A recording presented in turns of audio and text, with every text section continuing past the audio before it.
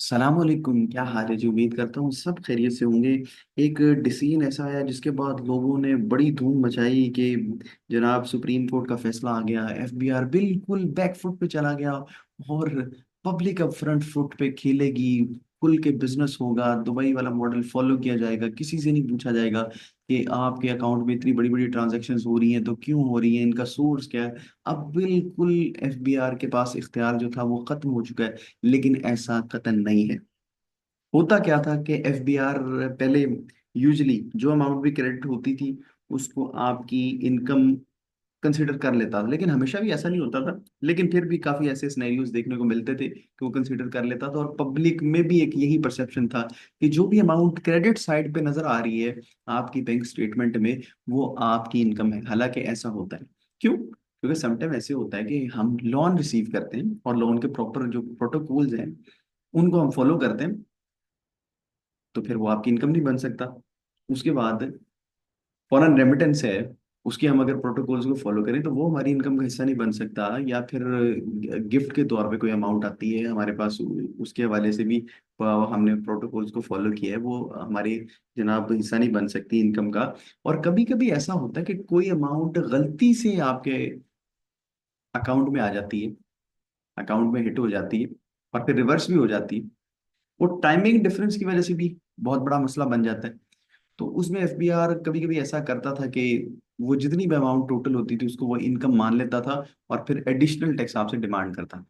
लेकिन उसके ऊपर अब एक डिसीजन, जो कि बहुत अच्छा डिसीजन है, वो आया है कि ऐसा नहीं कर सकता एफबीआर जब तक उसके पास डेफिनेट इंफॉर्मेशन।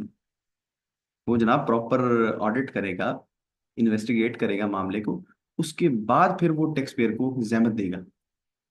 ऐसे नहीं वो कर सकता कि किसी भी स्टेटमेंट उसने उठाई रैंडमली किसी भी बंदे की और उसने देखा कि इसकी क्रेडिट साइड काफी हैवी है, तो इसको जनाब इसने टैक्सेबल इनकम जो रिपोर्ट की है वो कुछ और है, लेकिन जो अमाउंट क्रेडिट हुई है वो कुछ और है, तो लिहाजा इसको टैक्स लगा दो। अब ऐसा नहीं होगा। ये डिसीजन आप पढ़ना चाहें आप पढ़ सकते हैं।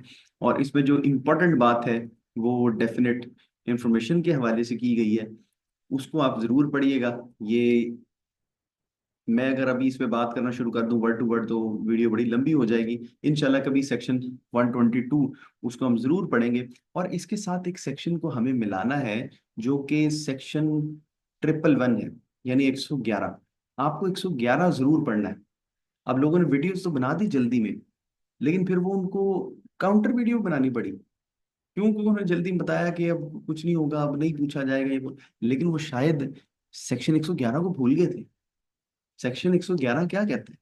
सेक्शन 111 कहते हैं कि कोई भी ऐसी अमाउंट जो कि आपकी इनकम है या आपका एसेट है, लेकिन आपने उसको रिपोर्ट नहीं किया। अभी फिलहाल हम इनकम बात कर लेते हैं। कोई ऐसी अमाउंट जो कि आपकी इनकम होनी चाहिए लेकिन आपने उसको रिपोर्ट नहीं किया, आपने उसको, ये क्या कहते हैं, any person has concealed income और furnished inaccurate particulars of income including, अभी आगे बता रहा है, and person offers no explanation about the nature and source of the amount credited। तो फिर अगर वो सोर्स नहीं दे पाया, उसने पहले तो इनकम नहीं जनाब रिपोर्ट की, दूसरा फिर उसकी वो एक्सप्लेनेशन भी नहीं दे पाया, तो क्या करेगा एफबीआर उस अमाउंट को? Persons income chargeable tax under the head income from other sources, वो क्या करेगा? अदर सोर्स इनकम में डाल के उसके ऊपर टैक्स लगा देगा। अब ये सेक्शन जो है ना बहुत इंपॉर्टेंट है, आप इसको निगलेक्ट नहीं कर सकते, इसको इग्नोर नहीं कर सकते। अच्छा, मामला क्या है? अब हम असल मामले की तरफ आ जाते हैं, उसको समझने की तरफ। देखें, ये मैंने एक बड़ी रफ सी और एक लेमैन को भी समझ आने वाली, आप यूं कह लें कि दो साइड्स बनाई है, डेबिट क्रेडिट। आप इसको बैंक स्टेटमेंट कह लें, जो भी कहना चाहें। अब ये डेबिट साइड है, विड्रॉल्स हैं आपके, जो आपने पैसा निकलवाया। क्रेडिट साइड पे आपके डिपॉजिट्स हैं जो आपके अकाउंट में पैसा आया। अब इनकम, इनकम का सोर्स सैलरी भी हो सकता है, कोई और भी हो सकता है, लेकिन हम सैलरी को ही ले रहे हैं क्योंकि अगर बिजनेस को लें तो फिर उसके एक्सपेंसेस का मामला है, और अगर हम रेंटल इनकम को लें तो उसमें भी एक दो फैक्टर्स हैं जो कि अभी शायद डिस्कस करने मुनासिब ना हो। तो सैलरी इनकम जो क्रेडिट हुई है आपके अकाउंट में, वो पूरे साल में 12 लाख रुपए। और रॉन्गली क्रेडिटेड एक अमाउंट गलती से आपके अकाउंट में क्रेडिट होगी 29 जून को, 30 जून को टैक्स ईयर क्लोज हो जाना। उसके बाद आपने वो या तो अमाउंट खुद ब खुद रिवर्स होगी या आपने उस बंदे को ट्रांसफर कर दी। गलती से आई तो आपका फर्ज है ना कि आप उसको वापस दे दें। तो वो तो आपके पैसे नहीं है। लेकिन एफबीआर ने क्या समझा कि इस बंदे की, क्योंकि यहाँ पे 22 लाख रुपया नजर आ रहा है, तो 22 लाख रुपए इसकी इनकम। अब 22 लाख रुपए में से जनाब 10 लाख रुपए उसने खर्च कर लिए हैं, 2 लाख रुपए उसके पास कैश इन हैंड है या जो भी है। तो अब उस बंदे की तो 12 लाख रुपए इनकम थी, 12 लाख रुपए के ऊपर उसका टैक्स ऑलरेडी विदहेल्ड हो चुका, जमा भी हो चुका, और 12 लाख रुपए ही जनाब वो खत्म भी कर चुका, उड़ा भी चुका।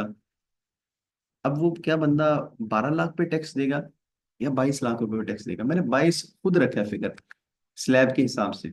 2025 के जो रेट्स हैं उनको हम देखते हैं, विजिट करते हैं। उसमें जो सैलरी के रेट्स हैं वो क्या है जी, ये देखें।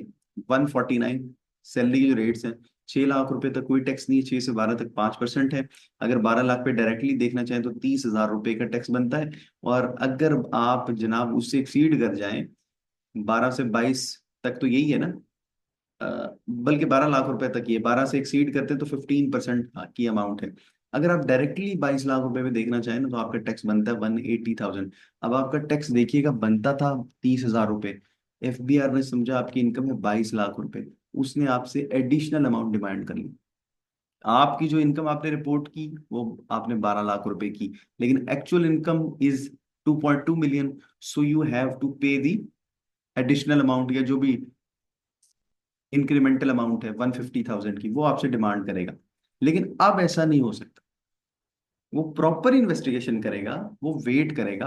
अब क्योंकि वो अमाउंट 2-3 दिन में रिवर्स हो जाएगी, लेकिन वो काम होगा नेक्स्ट टैक्स ईयर में। एफबीआर को थोड़ा सा वेट करना है, थोड़ा सा धीरज रखनी है। उसके बाद फिर उसने इस मामले में टैक्स पेयर को इन्वॉल्व करना है। पहले बहुत तंग किया जाता था, अब ये थोड़ा सा रिलीफ मिल जाएगा। लेकिन एफबीआर के पास अभी भी इख्तियार है, सेक्शन 111 को पढ़ें, 122 को पढ़ें, और फिर इसको आप कंक्लूड करें और उसको समझें, जल्दबाजी में नहीं। हमारी तरफ से जो भी इंफॉर्मेशन शेयर की जाएगी आफ्टर प्रॉपर रिसर्च वो शेयर की जाएगी। ये नहीं होगा जल्दी में एक वीडियो हम बनाएं फिर उसकी एक्सप्लेनेशन में 2 वीडियोस बनाएं, ऐसा इंशाल्लाह कभी भी नहीं होगा। अपना ख्याल रखें। ये मामला मेरे ख्याल इस पे इतनी बात करना ही काफी था।